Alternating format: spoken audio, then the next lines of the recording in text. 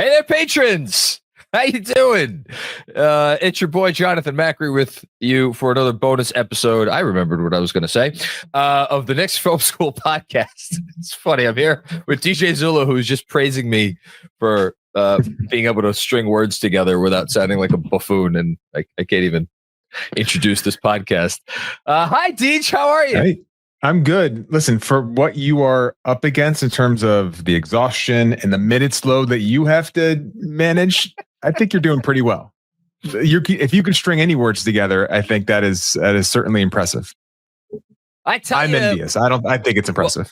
Well, you're a very kind person, which is one of the many reasons I love you. That and you're one of the only other few. What I will refer to, because I'm of the same group, one of the only other old folks here at Knicks Film School. Which I kind of just want to, before we even get to the actual game last night and like the series, how much has it been eating at you that this is against the Indiana Pacers? I know the Heat are your number one, right? Yeah, but yes, in terms of visceral, yeah, disgust, anger. Yeah, the Heat are number one.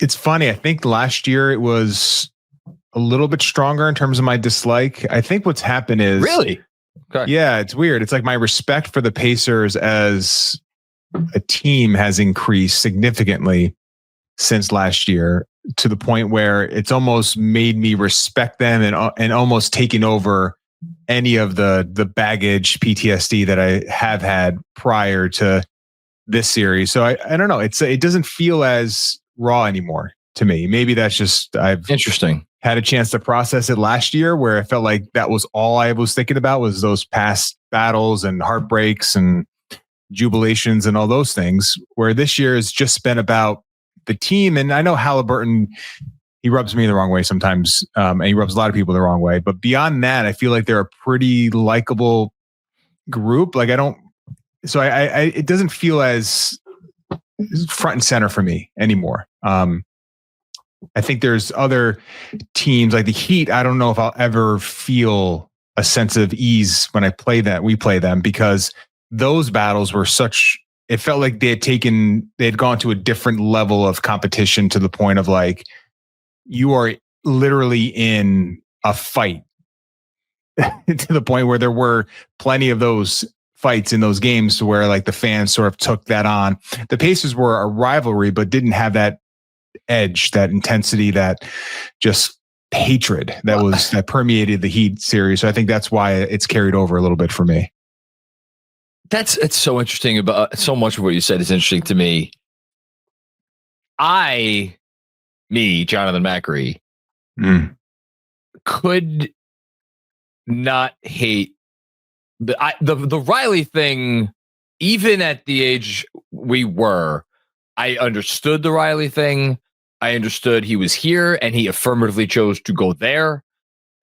I've shout out to Chris Herring, Blood in the Garden. Right behind my left shoulder. You got it too. I've read the book multiple times. Like, there's a story there. I get it. Was it defensible that like he's the most successful non-player in the sport and he wanted more and he was never going to get more. I get all that, but I still hated him for it. And I hated the Heat as a team. The problem was I couldn't hate them as individual players, because in my mind, their best player was a mirror image of the guy that was my favorite player, our best player, in Patrick Ewing. I looked at Alonzo Mourning. I'm like, oh, it's just Patrick. It's just Patrick who ended up in a different uniform. And I didn't have that hatred. I had so much respect for the way he went about his business.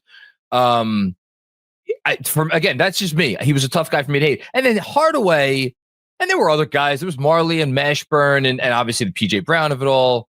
I don't know. And whereas Indiana, DJ, I've sounded like an asshole a lot of times over the years in front of this microphone. There is nothing that could be worse or more asshole-ish of me than the thing I'm going to say right now. I am the arrogant New Yorker in me. I'd like to think I hide it pretty well as I get older. Mm-hmm. when I watch that team and I'm like, we're losing to Indiana. Indianapolis. Right. That's the name of the city that we're not Los Angeles, not Miami. Right. You know, Chicago. Yeah. Chicago. Yeah. What a wonderful American city Chicago is. A lot of successful people go there to do whatever it is they do as they go over bridges and enjoy beaches. Chicago has beaches. What's better than that? Yeah, and beaches in the Midwest. You can't beat it. Except when it's like it's minus 20 degrees. The arrogant asshole New Yorker in me, I just can't accept the fact that, like, even as I think about, and it's gotten even past that, because I'm like, oh, Oklahoma City. That's a perfectly fine, acceptable destination to be in the NBA Finals. It's OKC. It is the Indiana part of it, and then by association with it. And look, I've called Tyrese Haliburton a superstar. I've been on record as being way above where some of our KFS colleagues have been on him as a superstar level player. Not this year, not even last playoffs, going back multiple years. And you can go and you can find anything I've ever said about the kid. When I see him, I'm like, we're talking about going to the NBA Finals here. You know, we got the stat for Brunson right now going that GMAC found, averaging 30 points in at least whatever it is, 14 or 15 playoff games. Go down that list. And then you got an even shorter list of Brunson, 10 games, 30 points and 5 assists, right? And that's Michael Jordan and LeBron James. And then the guy who's currently doing it, and SJ, who's pretty good too. And I look at Tyrese Haliburton, I'm like, man, I don't know. You are not that. You're not that. I know what that is. You're not that. And maybe that's one transition we could get into this game. Even though, again, intellectually, I watch him and I see what he could do. And I'm like, yeah, it's an NBA superstar. Like, what are we doing here? I hate them so much. I hate them so much.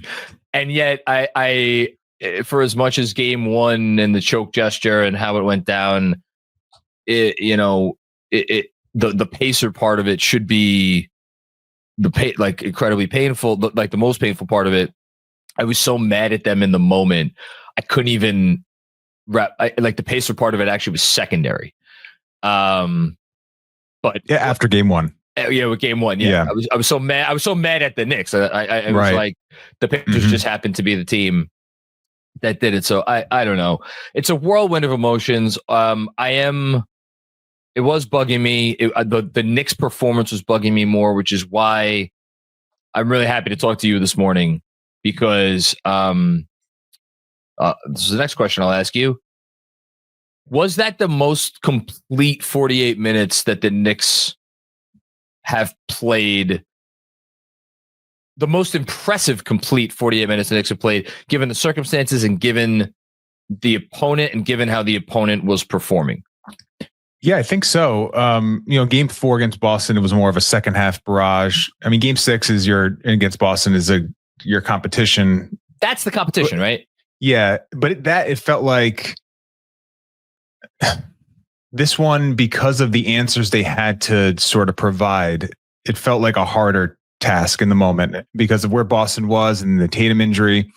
Not that I anticipated a blowout win, but it was like it felt normal. Like the once that the ball started rolling down the hill and the waves started getting bigger and bigger, like Boston just couldn't manage to slow it down. Whereas, the Pacers, it felt like, I think you mentioned this during the post-game show, even with the lead in double digits, it didn't feel like the Knicks were going to run away and win by 25 points. It felt like the Pacers and that's just maybe the PTSD of game one, but it just felt like the Pacers were still like within a striking distance to where if they go on a single run, it's going to get tight in that building. So I think, but to the point of like what the Knicks did, I think you have to start with their defensive ball pressure. And it really was like right off the bat. And it's one of those things where you watch it and you immediately think like, why wasn't this what you're doing at the start of game one? And it was clear that Mikal Bridges specifically had a different level of intensity. His pickup points were, I read it earlier today, I think 10 feet deeper into the front court. So he was picking up Haliburton in providing, if not 94 feet of ball pressure, like pretty close to that.